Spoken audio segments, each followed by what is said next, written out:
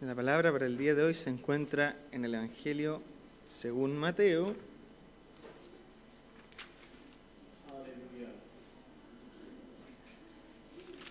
capítulo 12, desde el versículo 43 al 50.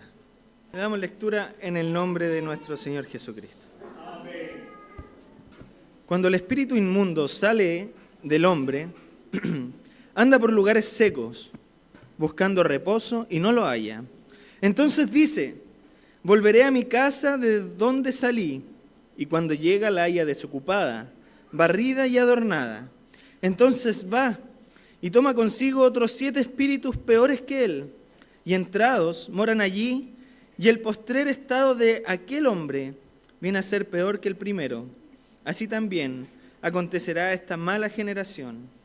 Mientras él aún hablaba a la gente, he aquí su madre y sus hermanos estaban afuera y le querían hablar. Y le dijo uno: he aquí tu madre y tus hermanos están afuera y te quieren hablar. Respondiendo él al que le decía esto, dijo: ¿quién es mi madre? ¿Y quiénes son mis hermanos? Y extendiendo su mano hacia sus discípulos, dijo: he aquí mi madre y mis hermanos, porque todo aquel que hace la voluntad de mi Padre que está en los cielos, ese es mi hermano y hermana y madre. Cantamos al Señor. Gracias, Señor, porque siendo tan pequeñitos, tú nos has escogido desde la eternidad para ser tus hijos. Gracias, Señor, porque hoy día podemos cantar y bendecir tu nombre, señalando tus virtudes, señalando que tú eres el grande, que no hay otro como tú. Y por sobre todo, gracias, porque aun cuando estábamos enemistados contigo, tú fuiste a nuestro encuentro, tú has sido nuestro socorro y nos has libertado para poder ser llamados tus hijos.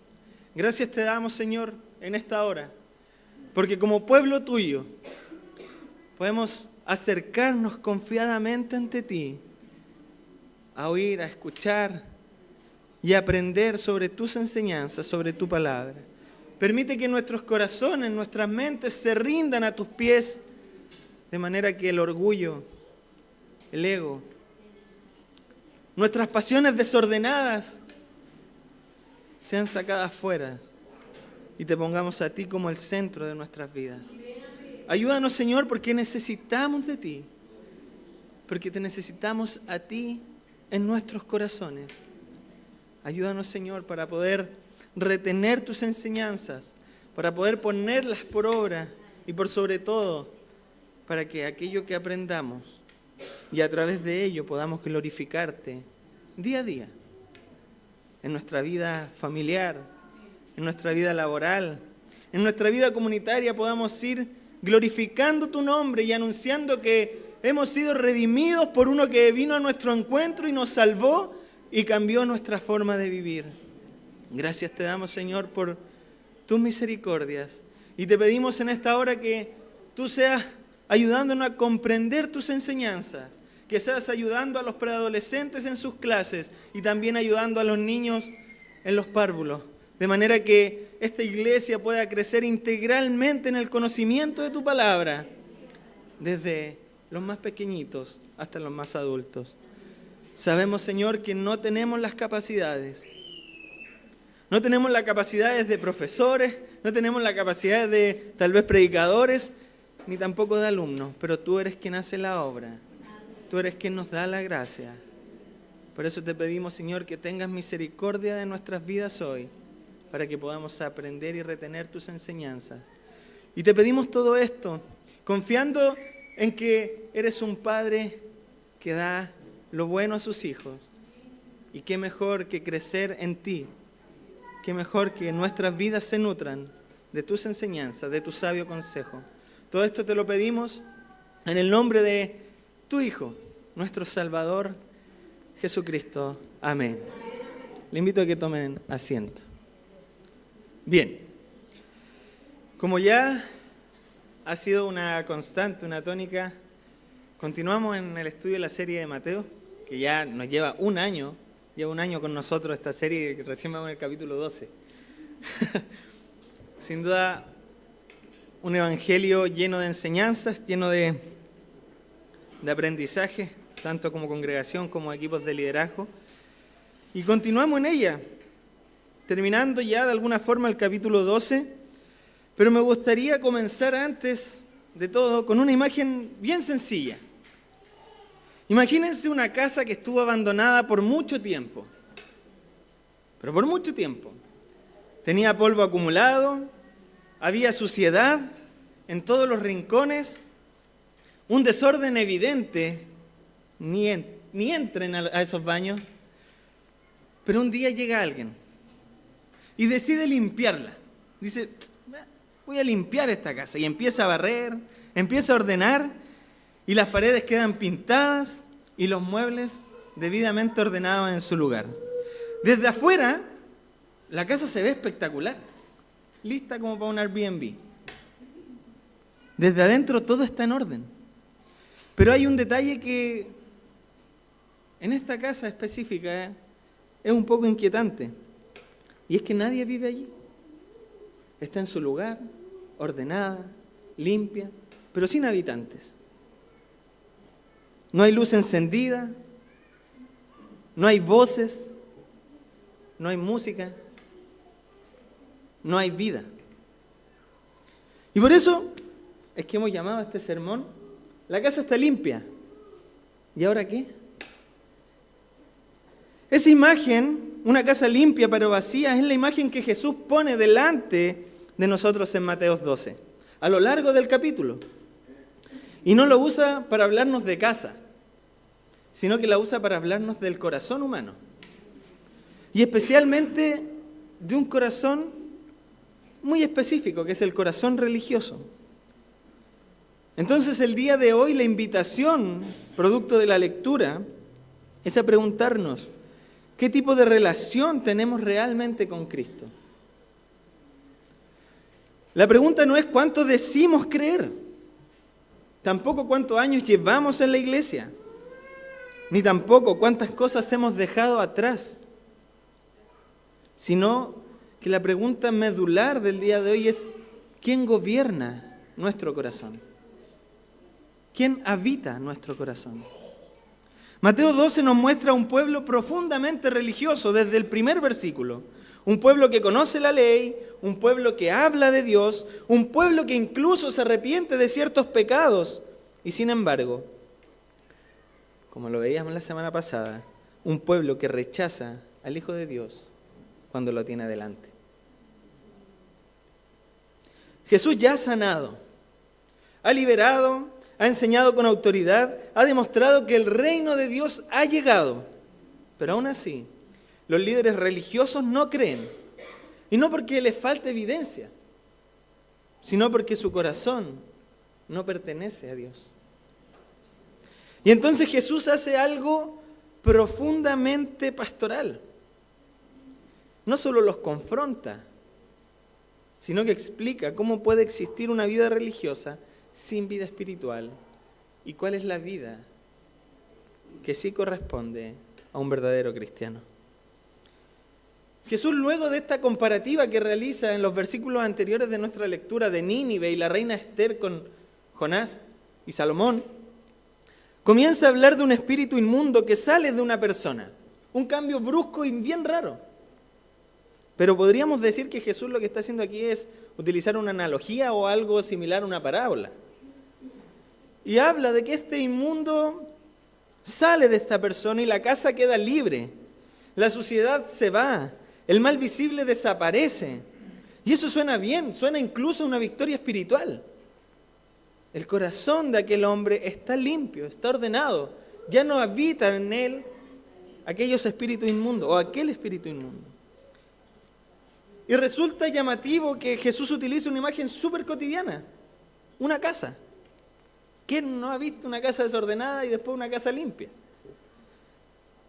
No está hablando de un campo de batalla, no habla de ruinas, habla de una casa ordenada. La casa fue limpiada, la suciedad fue sacada. Ahora todo está en su lugar. Pero como decía previamente, hay un gran detalle y es que esta casa está vacía. Y el ejemplo que Jesús usa, quizás en una lectura rápida no nos resulta muy llamativo. Es como, unos demonios más en la Biblia, algo por ahí, y pasamos. Pero debe ser llamativo para nosotros, porque lo que está haciendo aquí Jesús es describir a personas que han cambiado algunas cosas o conductas en su vida a causa del Evangelio, pero que no han sido transformadas en lo profundo. Eso es lo que está haciendo Jesús aquí. Jesús lo que está intentando hacer es graficar al Israel de ese momento. Y el Israel que se evidenciaría, en estricto rigor, con su sacrificio, cuando sea condenado. Un Israel que escuchó a Juan el Bautista, que oyó el llamado de arrepentimiento. Acuérdese cómo empiezan los evangelios, parten con Juan, llamándolos al arrepentimiento. Un Israel que fue al Jordán a bautizarse. Un Israel que dejó pecados evidentes. Pero cuando Cristo apareció, cuando el Mesías habló, cuando el Hijo de Dios se reveló, ese Israel no lo recibió. Y esto tiene una íntima relación con los versículos anteriores. Entonces, el problema que se plantea aquí es el vacío de la casa. La casa estaba limpia pero desocupada, ¿cierto? Esta casa morada por demonios no fue entregada a un nuevo dueño. No fue habitada, de hecho. No fue rendida. Jesús señala claramente que cuando el demonio regresa o el espíritu regresa, la encuentra desocupada. Ahora bien, ¿qué es esa casa? Ya lo anticipé de alguna forma recién, pero ¿qué es esa casa? Es el corazón del hombre. Entonces toma relevancia, como les decía, la analogía que utiliza Jesús para confrontar al pueblo de la época, a los escribas y a los fariseos. Y aquí está la advertencia principal que está tratando de realizar. No existe un corazón espiritualmente neutro. No existe una casa del todo vacía en esta situación. Si Cristo no reina en esta casa, tarde o temprano, otro reinará.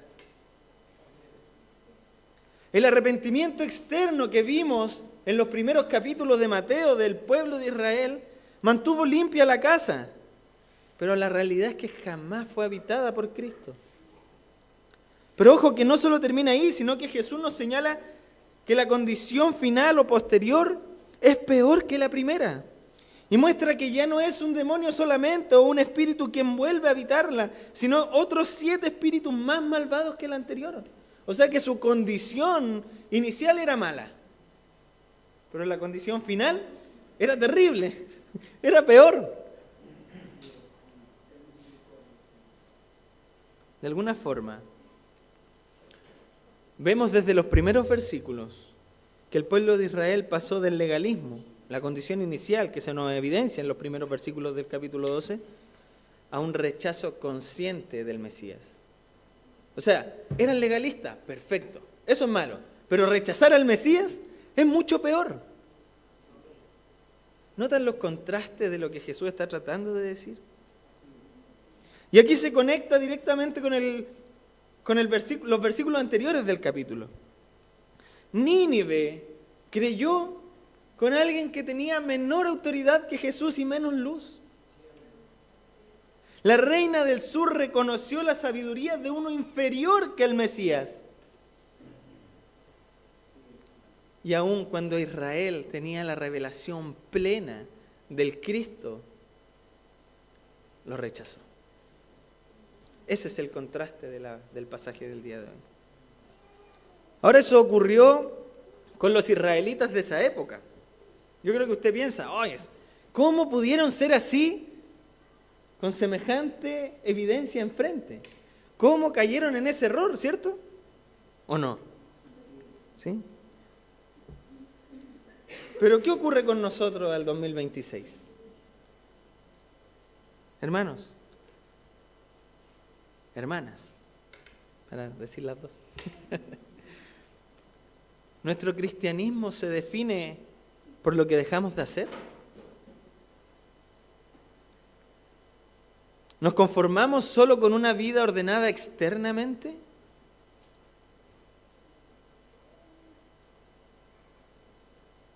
¿Nuestra casa ha sido limpia? Ok, fue limpia. Pero mis hermanos, ¿entregaron las llaves?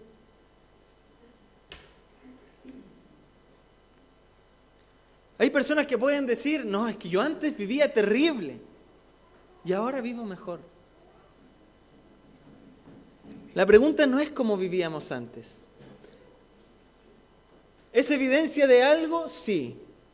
Pero la pregunta que debemos hacernos es, ¿para quién estamos viviendo ahora?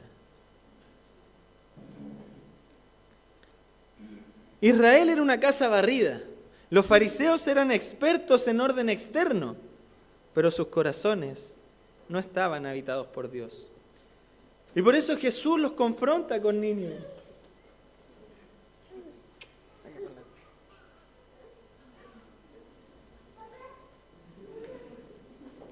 Por eso Jesús los confronta con Nínive y con la reina del sur en los versículos anteriores. Ellos tuvieron menos luz, menos revelación, menos privilegio, y aún así creyeron. Mientras que Israel tuvo al Cristo mismo y fue rechazado.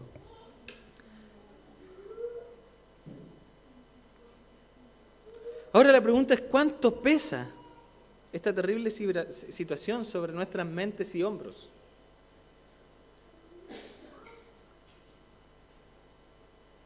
¿Cuánta reflexión tenemos sobre nuestra vida en Cristo? Pero Jesús, que es eterno en amor, como vemos en los versículos que hemos leído, hace algo extraordinario. Pasa del juicio a la gracia. Del peligro de un corazón vacío a la bendición del corazón lleno. Y quizás no nos hemos dado cuenta al leer cuándo ocurre esto. Ocurre en algo tan cotidiano que es cuando alguien viene a buscar a otro. La familia de Jesús, la madre y sus hermanos lo vinieron a buscar. Probablemente hay algunos historiadores que dicen que, y esto son interpretaciones, pero para que dejara de discutir con los fariseos y los escribas, para evitar que se expusieran sobremanera en discusiones o se enfrascara en peleas, puede que quizás para eso lo hayan ido a buscar. Pero Jesús aprovecha esta cuestión tan simple, que es como cuando alguien le dice, Luchito, te buscan. Eso. Utiliza eso para revelar una verdad eterna. ¿Quién es mi madre? ¿Y quiénes son mis hermanos?, pregunta Jesús. Jesús no está despreciando a su familia terrenal. Lo que está haciendo es revelar algo mucho mayor. La verdadera cercanía con Cristo no es externa, es espiritual. La verdadera cercanía con Él no se define por sangre, por tradición o religiosidad, sino por una relación viva con Dios. Se define por una sola realidad y Jesús lo dice claramente. Todo aquel que hace la voluntad de mi Padre, ese es mi hermano, esa es mi hermana, esa es mi madre. Y aquí está el contraste final del capítulo. La casa vacía del capítulo 40, del versículo 44 versus la familia espiritual del versículo 50. El verdadero creyente no es solo el que fue limpiado, es aquel en quien Cristo vive y gobierna. No es solo alguien que dice, Cristo me sacó del pecado, sino alguien que puede decir, tal como el apóstol Pablo señaló en Gálatas 2:20, ya no vivo yo, mas Cristo vive en mí.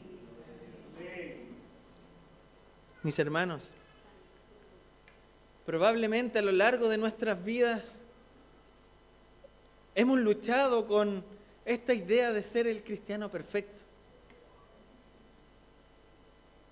Y déjeme avisarle al tiro que ya no lo va a lograr. Pero que este mensaje no nos desaliente.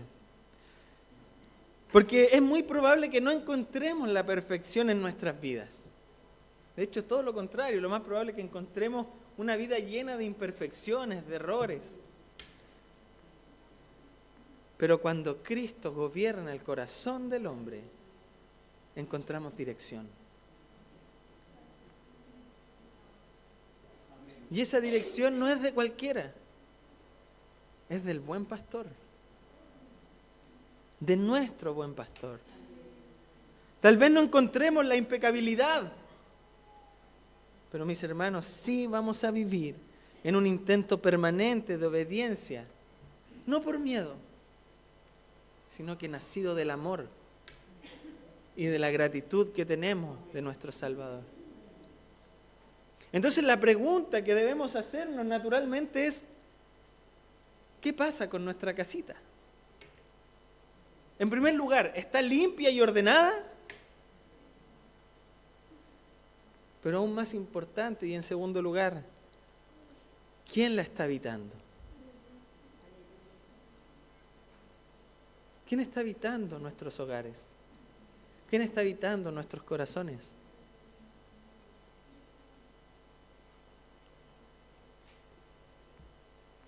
Muchas veces, producto de los señalamientos, en cuanto a que si decidimos entregar las llaves, como dije, se puede llevar a confusión. Jesús ha hablado de una generación que rechazó al Cristo. Y alguien podría preguntarse, ¿entonces todo depende de que yo acepte o rechace a Jesús? La Escritura, a lo largo de esta, nos da una respuesta firme y además gloriosa. Y es que los escogidos no pueden rechazar a Cristo. ¿Por qué? Porque nosotros no somos los que primero elegimos venir a Él. Es Él quien nos llama. Entonces, esto es glorioso porque uno dice, me preocupo porque quizás estoy rechazando a Cristo en mi corazón. ¿Qué puedo hacer para no rechazarlo? Pero mis hermanos, la Biblia nos muestra que si somos escogidos, de alguna u otra forma, vamos a buscarle. Pero no porque nuestros deseos sean buscarles, sino que porque Él nos atrae con una fuerza irresistible. Porque cuando Cristo llama, cuando el Padre atrae y cuando el Espíritu Santo regenera, ese llamado no puede ser resistido. Los que permanecen con la casa vacía, los que limpian pero no recibieron a Cristo, los que endurecen su corazón, tal como los distintos ejemplos en la Biblia, nunca fueron suyos. Estaban con nosotros, pero no eran de nosotros.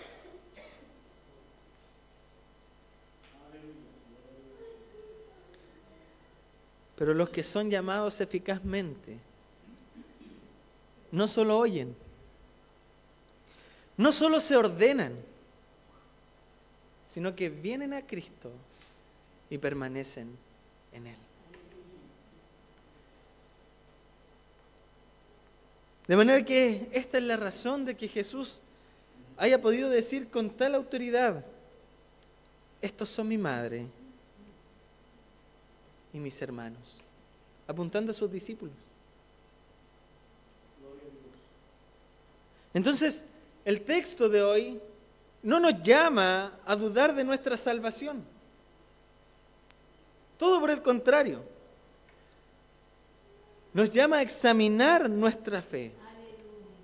No nos pregunta simplemente, ¿te limpiaste? ¿Te ordenaste? ¿Fuiste reformado? Sino que nos pregunta, hermano, hermana, ¿Cristo vive en ti?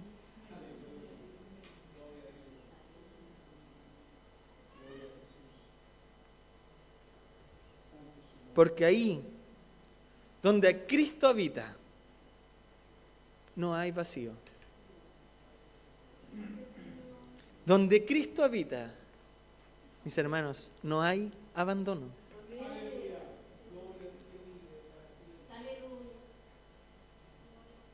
Donde Cristo habita, no hay regreso al dominio antiguo. Entonces, que nuestra oración, que nuestro anhelo sea que el Señor no nos conceda solo una casa limpia para mostrársela a nuestros cercanos. Mira qué bonita es mi casa, reluce, resplandece.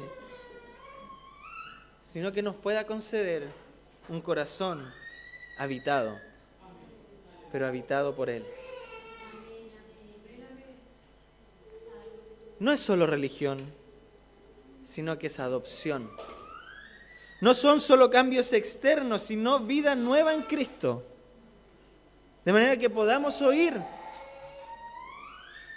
hoy día, con gozo y seguridad, las palabras del Señor, cuando nos dice en sus versículos finales: porque todo aquel que hace la voluntad de mi Padre, que está en los cielos, ese es mi hermano y mi hermana y mi madre. Que el Señor nos ayude a poder ser parte de la familia de Jesús. Oramos al Señor.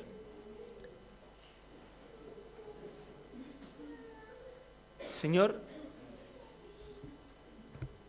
te damos muchas gracias en esta hora.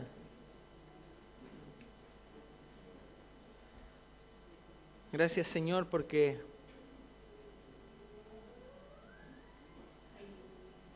tú habitas en nuestras vidas. Ayúdanos, Señor, a anhelar que mores en nuestros corazones. Ayúdanos, Señor, a no depender solo de aquello que es visible, a no depender solo de aquello que podemos mostrar a nuestros pares, sino que permítenos, Señor, que nuestras mentes, que nuestros corazones, el deseo sea que tú llenes todos los vacíos que hay en nuestro corazón. Señor, muchas veces nos sentimos efectivamente abandonados. Muchas veces nos sentimos vacíos. Sentimos que nada es suficiente en nuestras vidas.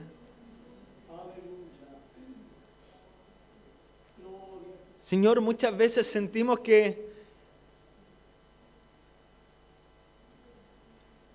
no somos o no estamos lo suficientemente bien. Pero te agradecemos el día de hoy, porque tú nos recuerdas que si somos tus escogidos, que si somos tus hijos, pertenecemos a tu familia, y que si pertenecemos a tu familia, nuestro corazón ya no está más vacío, nuestra vida ya no está más abandonada, sino que habita el Rey de Reyes y Señor de Señores. Gracias, Señor, porque es una instancia no de tristeza, sino de júbilo, de alegría, porque podemos saber que aquel Dios del cual cantamos cuán grande es, aquel Dios al cual decimos: oh Señor omnipotente, Rey de lo creado, habita en nosotros. Gracias, Señor. Permite que permanezcamos constantemente examinando nuestras vidas, examinando nuestros corazones, y pon en nosotros el deseo de buscarte más y más, de anhelarte más y más, de manera que tú seas quien mantenga el orden de nuestra casa y no nosotros, con nuestras costumbres o criterios pecaminosos. Te agradecemos, Señor, en esta hora. Te pedimos que nos fortalezcas, que nos bendigas y nos des el ánimo para entender que tú vives en nosotros y que tal como tú vives en nosotros, nosotros debemos evidenciar a los demás quién eres tú, cómo eres tú, cuán bondadoso, amoroso y justo eres. Todo esto te lo agradecemos, Señor, y te lo pedimos humildemente en el nombre de Cristo nuestro Salvador. Amén. Le invito a que demos gloria a Dios. Gloria a Dios, gloria a Dios, gloria a Dios para siempre.